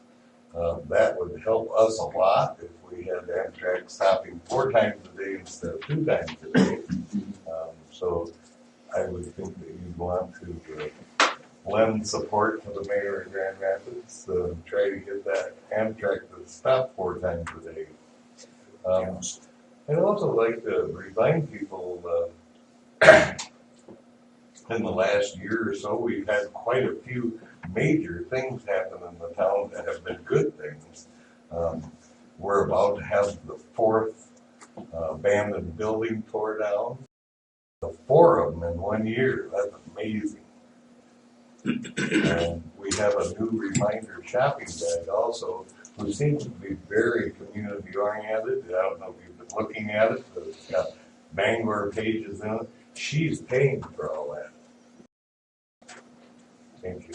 Thank you, Thad. Anyone else? Legend. Joe Blackstone, Freeman Community Arlington. I want to say thank you for putting public comment in 2 places in the meeting from now on, and want to be nice and early. I want to say thank you for leaving the Apple Festival a community event. You come on down to the next meeting, Lucas, and we'll vote on having a chairman. Who are we to vote? We might even vote for you. I don't want, I just want a committee. I don't care how it's done. I just want a committee. But I'm thankful that you are leading it as a community. Thank you. I wasn't happy about how I found out that the city council meetings are being put on YouTube. I think we could do without airing our dirty laundry in public.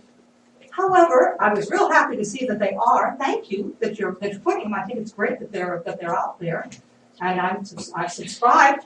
So when I'm not here, I'll be watching. I think it's great. And I'll second the motion please, y'all, try to get along. When I first bought a house in Bangor, when I was thinking about buying a house in Bangor, you all know, we all know what a lovely reputation Bangor has, especially, God forbid, if you live near South Haven, which I did for 20 years. So I was a little worried about coming to Bangor. So I got online and I went to the city website. And that city website just won me over. It was so sweet. I mean, all the normal stuff, all about the stores and all that stuff. But there were two things in it that just won my heart. There was one where it was birds of Bangor. Somebody around town had gone out and taken a whole whale of a lot of beautiful photographs of local birds. And darn it, they didn't put it on the city website. And what that said to me was, this is a town that realizes that everybody in town has something to offer. And yeah, it's kind of a little weird. You've got somebody's personal photographs of birds up on your city website, but it was nice weird. It was so nice to see a town where everybody counted. If somebody did something neat, did something great, well, doggone, there it is on the city website. I thought that was beautiful. The other thing was there was a page, I forget the exact words for it, but it was something like how to prevent neighbor wars.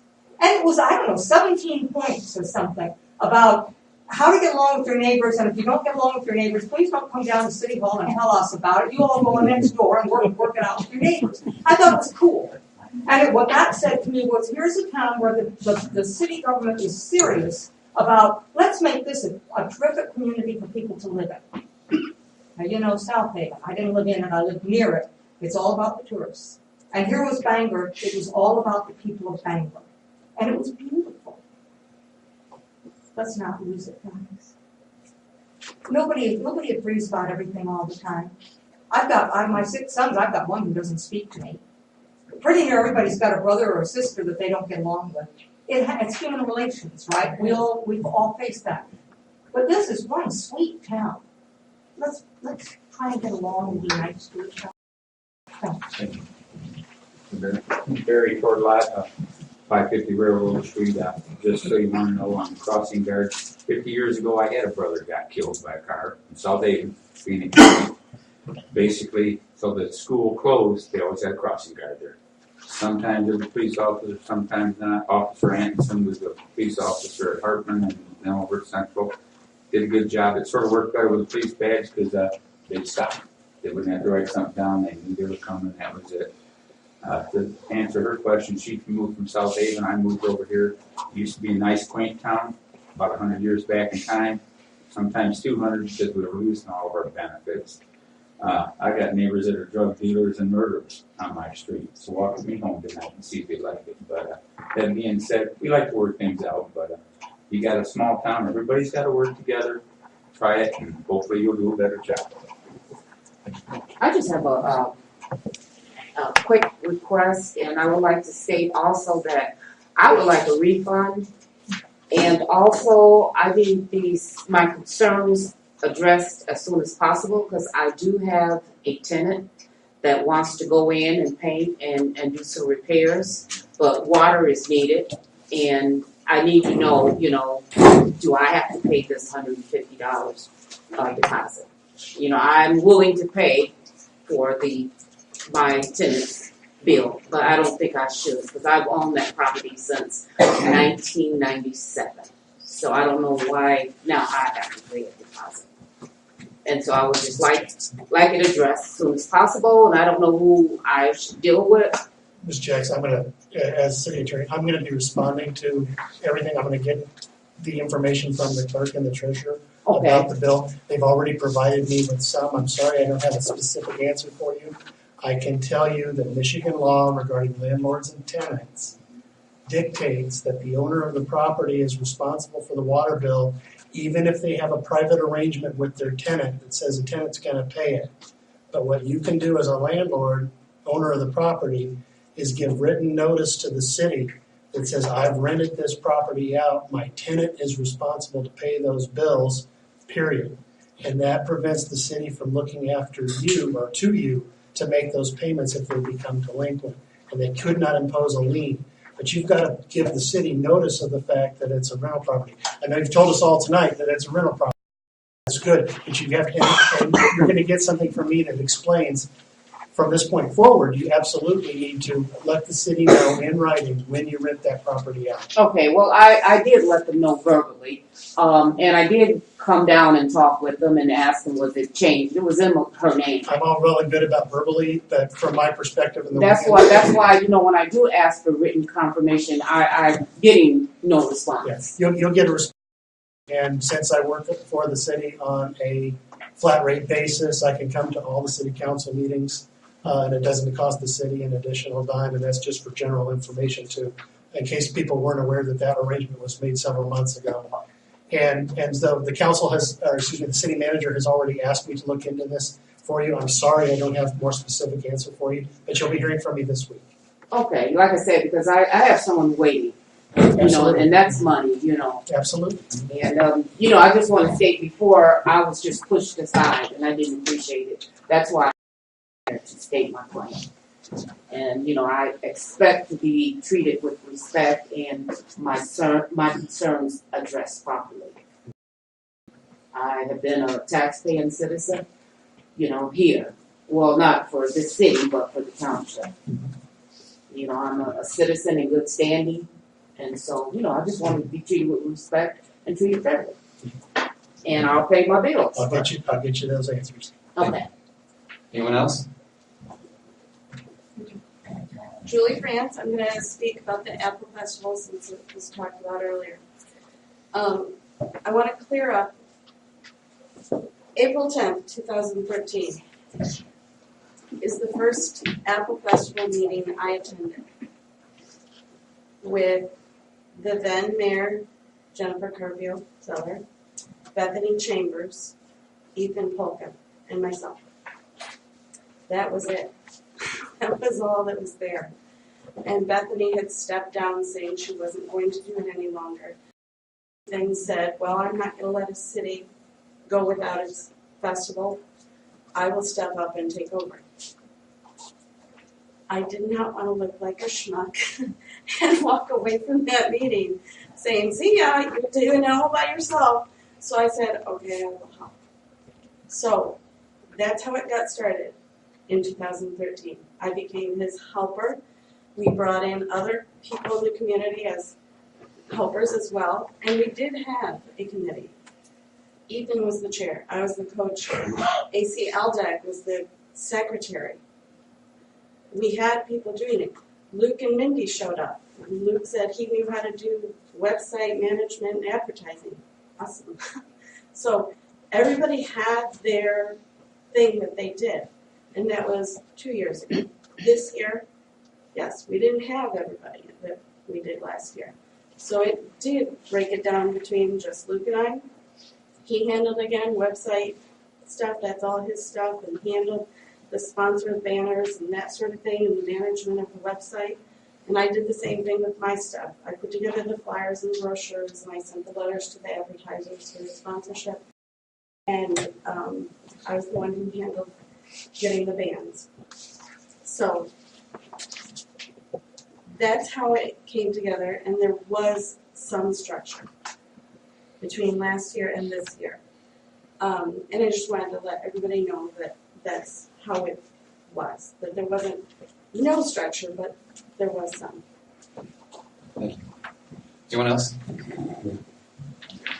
All right, moving down the list. Next one is appointments. Boards, commission appointments. List openings. Currently, we are looking for people for the city charter committee. Currently, we have one person applying for the position. James France is currently here tonight, right? I believe I am. As mayor, I'd like to point him to part of the charter committee, requesting support for approval from the city council. Support it.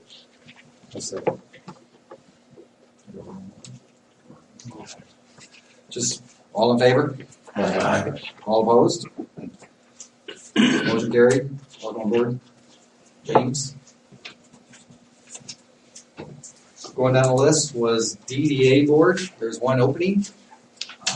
during our last DDA meeting, DDA supported, with support of the mayor, we the council and appointing Thad Earl to the DDA.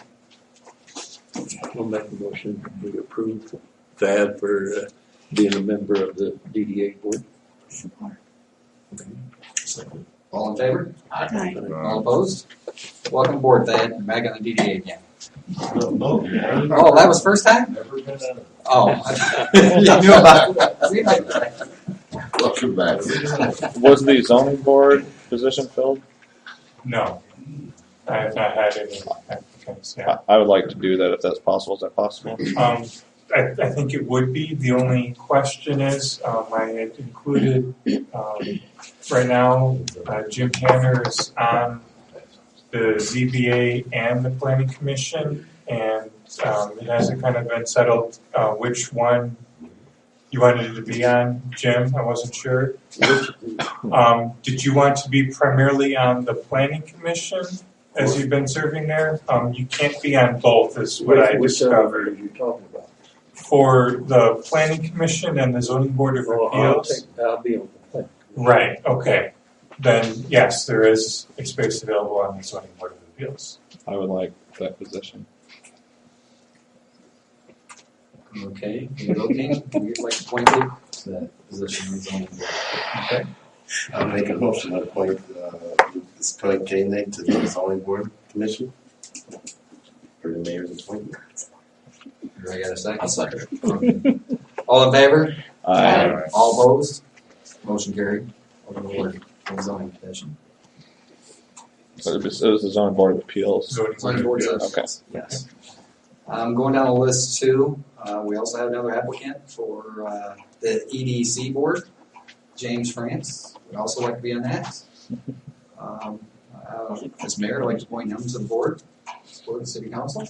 I'll make a motion to appoint Jim France to the EDC board. Second. All in favor? Aye. Opposed? Motion carried. The next one is the police committee advisory board. We have applicants that applied for this position. One of the applicants I'd like to appoint is Mike Stickles to the police advisory committee board. Mike's on the audience today. I'll make a motion to appoint Mike Stickles to the police committee advisory board. All in favor? Aye. All opposed? Motion carried. I do have a question. Okay. When it comes to the EDC and the DDA, which are permanent committees, you should have terms. And am I on forever? Yeah. Yeah, that's what 2014 was the term you were filling from Yes. Jim Tanner's seat. Okay. Yeah. Okay. There was an email that went out too that I think correction to the DDA for the terms. I don't get email. We have to put it in a letter. Right. The list too for the police committee. There's also open seats. It was a former member of one of the police committees was Barry Turlott, and I would also like to put Barry back on that committee. I'll make a motion that we appoint Barry to the police committee. I'll second. Okay. All in favor? Aye. All opposed? Motion carried. Same thing in the previous one. The police committee that was going after the police station was Pat Bader. She requested to be on the police committee once again. I'd like to appoint her as a third and final member to round out the police committee. Can I get a support on that? I'll make a motion to appoint Pat Bader to the police committee police advisory committee. I second that. Okay. All in favor? Aye. All opposed? Motion Thanks. carried. Committee is actually another 5 members with Jim Tanner and Dan Fry. We're still looking for another member for the city charter. The DDA board is finally full again, and I believe we still have openings in the EDC board. Is that correct, Ryan? That's correct. Ready? Let's go ahead and council member comments. Let's start out with Councilmember Dan. Councilmember Fred. Just a couple of things here. Did we ever address David Lamb's situation with his vinyl banner that he purchased? That's been taken care I'm of. taking care of that. Okay. Another question I have is when I was looking through the minutes, it looks like the Housing Commission has. Why do they have Best Way Disposal doing their garbage pickup and we have Reliable? That's a good question. I do not know, but I'll ask. Okay. And the other thing I had, just kind of addressing some of the comments out in the audience today. I did like the things that Joe Glasgow said. Bangor is a community that's close. It's close-knit. I'm really disappointed in some of the comments I heard in the audience. It's easy to play the blame game and to come and blame folks for situations. Everybody up here has lived in this city for a long time. We've all put a lot of time into this city. Everybody on this council puts a lot of time in. They come up and accuse us of doing this and doing that. I mean, certainly everyone has their opinion, but, you know, everyone up here is trying. It's tough. It's tough for all those cities around the country. You can go to any small city and ask them, hey, are you doing great? They'll tell you the same thing. It's tough. Our budget's tough. We don't have a lot of money. State's cutting out money to the smaller communities, so it's a really tough job to have. You know, as far as the police go, we're doing the best we can with the police we have. We still have a budget to maintain, and we have to stay within the confines of that budget. We have to take some kind of consideration and say, hey, we can't just spend money just to spend it. We got to be prudent with how we spend our money. I mean, there's a lot of accusations, and it's easy to blame. I can blame anybody for anything. But when you come with solutions, it's a little more productive. So if we want to come to these meetings, I think we should come with some solutions rather than blame game, and just give us an idea of what we can do to fix it, how to help. You know, that's more beneficial and productive for everybody than to just come and say, well, I blame you for this and I blame you for that. Because I can turn around and blame somebody for everything. And everybody else up here could do the same thing. But, you know, everybody up here is taking responsibility for this city, and we're all doing the best we can. So, you know, if there's not any positive comments to be had, then I really don't think the comments are warranted. Just like Joe said. I'm sorry. Excuse me? Just positive comments? No, you can have your opinion. I'm not trying to tell you what to say. But everybody up here is working hard, and you yourself have been a member up here also, Greg, and you know it's not easy. It was. Okay, well, maybe it was for you, but it's not for me. What I'm It's saying. okay. Come on now, council members are talking. Okay, so, City council members. with that being said, I'm done. That's fine. Councilmember Luke. Councilmember Luke.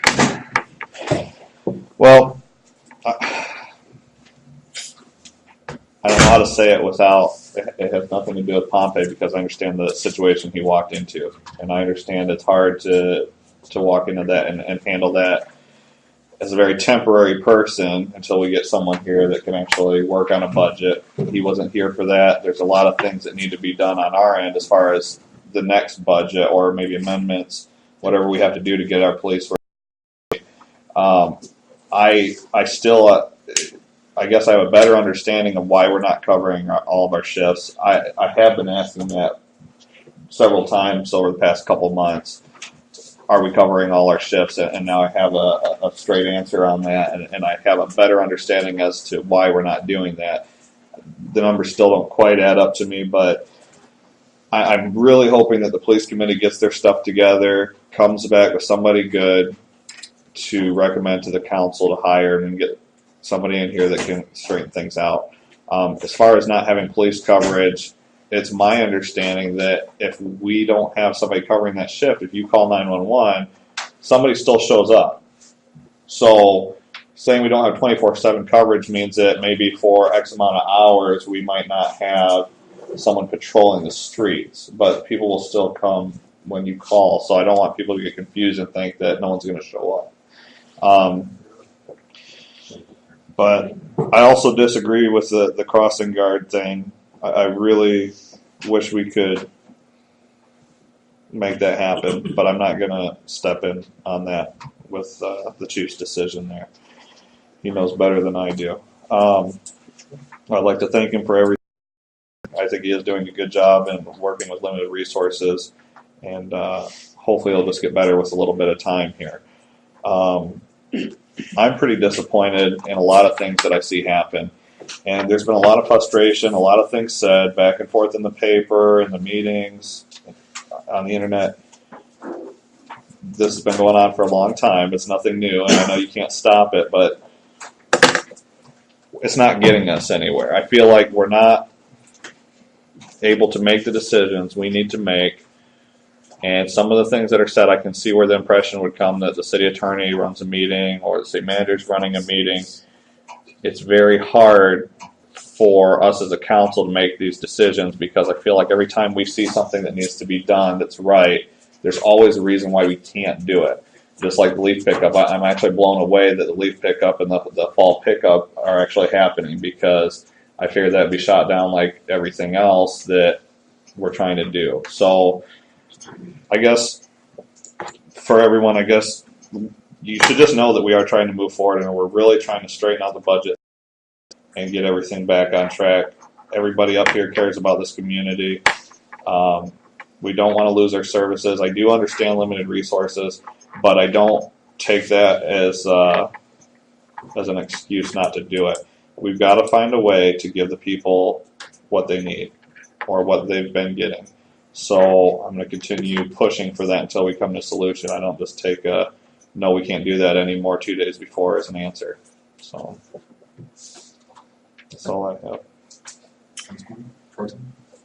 Yeah, I'd like to comment on a couple things. I'd like to comment on the news articles and the YouTube videos, and I just agree that a lot of this just needs to stop.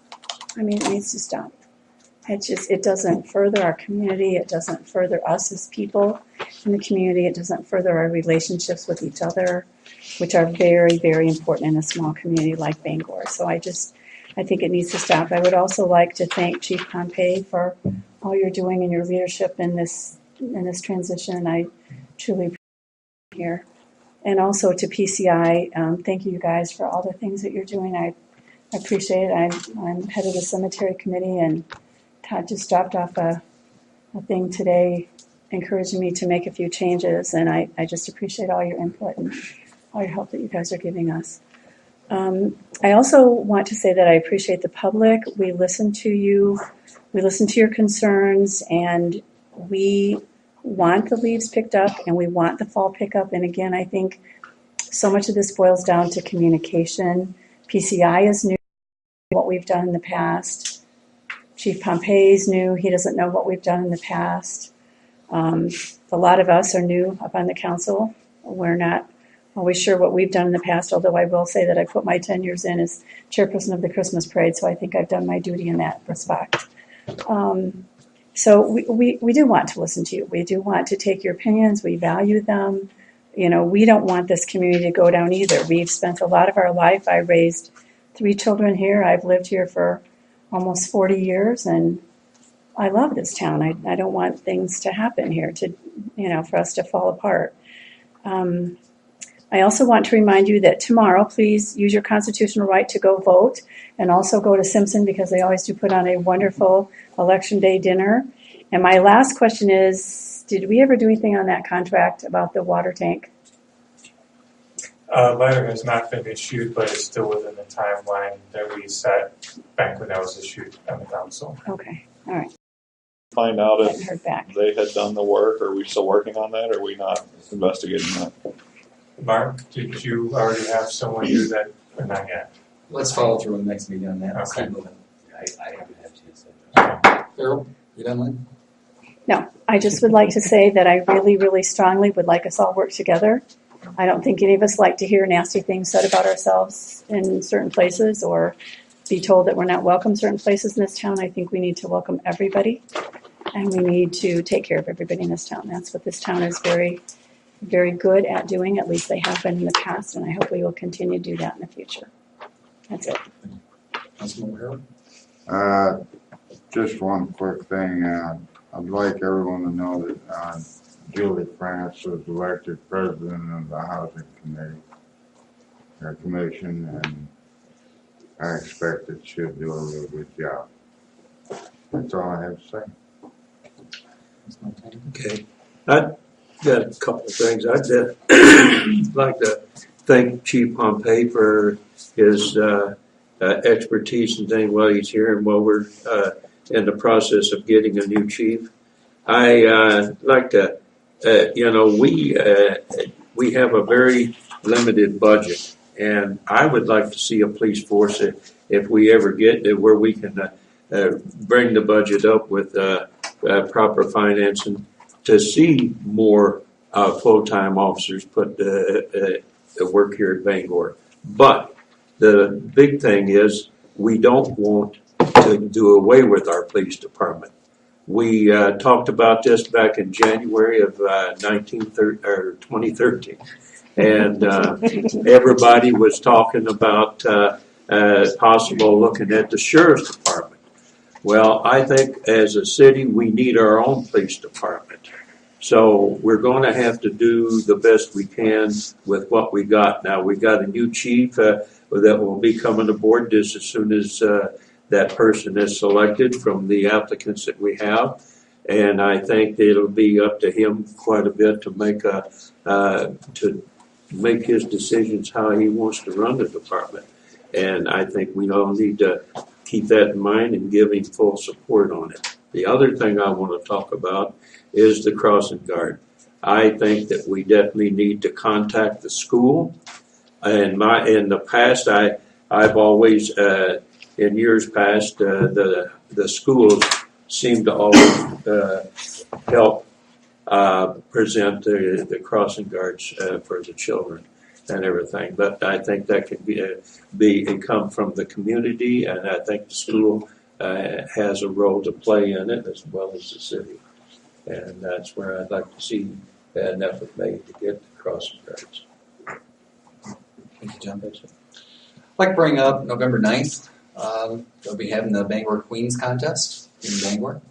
So city council members and people out, citizens, allowed to come buy a ticket. If you guys would like, come see the Queens. Leader again is Corey Knuth. So city council members, if you guys know you want to attend, let me know, or you can contact Corey Knuth. And that is November 9th. When we talk about a budget for our police, we're still running the same budget we had last year, roughly around $330,000. Is that correct, Brian? 330,000, yeah. Yes. We did budget previously where we had 24/7 coverage. We had a few hours beyond that. So if we elect to use 2 police officers at different times, that little extra hours, they get sucked up. So, I mean, that's going to be something to be reviewed by our future police chief, how that's handled. It is budgeted that way, no different from last year. I don't really see a big booming crime rate that occurred in Bangor from last year to the previous year or the year before, even when we were probably spending closer to $450,000 a year, or even higher. So, our biggest thing is do what we have and find solutions. We can point fingers. It's not going to get us anywhere. We have to take care of the citizens. This is an older community. We can't just drop the bomb on them last minute and not suck up leaves. Anticipate that we're there. I think we have to dig down deeper, see what it's going to take to maintain the city. In the future, we're going to have bigger battles to fight. Some will be our deterioration of our water and sewer lines going down the roads. Of our roads. The city's not getting any younger. We're getting older. Water lines we put down in the 50s and 60s. Sooner or later, have to be addressed. And just like our roads. The funds are out there, hard to get. But we're going to have to keep digging and somehow find enough general funds, matching funds, and funds are available that we go out and match a grant and get something. So, like I said, the answer is not yes or no all the time. It's all about working together as a team, solutions, the crossing guard, working with the school, asking for volunteers. Even if we have to request that the school is willing to put letters and send them home with the students and ask for volunteers to come down and help out. Remember when I was a kid, there was a gentleman named Floyd Nelson. And you guys might know him now. He kind of supports out the Amtrak, helping out the Amtrak. Floyd was always a volunteer person coming down to the schools, helping out as a crossing guard. The kids always gave him a hard time, but he did his job. We appreciate it. So it takes a little incentive and motivation to put up with some of that stuff, but they can do it. Just, the volunteers, as Derek brought up many times too, even firefighters, it's getting, that pool of volunteers is getting smaller and smaller. You're just not getting the people to come out, volunteer, and give the supports like it used to be. And somehow we have to tap in those resources and see if people will step up and help out. So I have to say, I'd like to have a motion to adjourn the meeting. So, Here, a second? Second. All in favor? Aye. All opposed? Motion adjourns.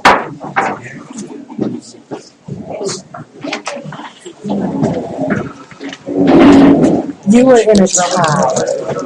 Yes. Yeah, you do.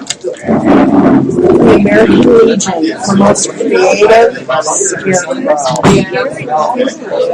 Huh? There's what's very neat. Yeah, well, and thank you so much for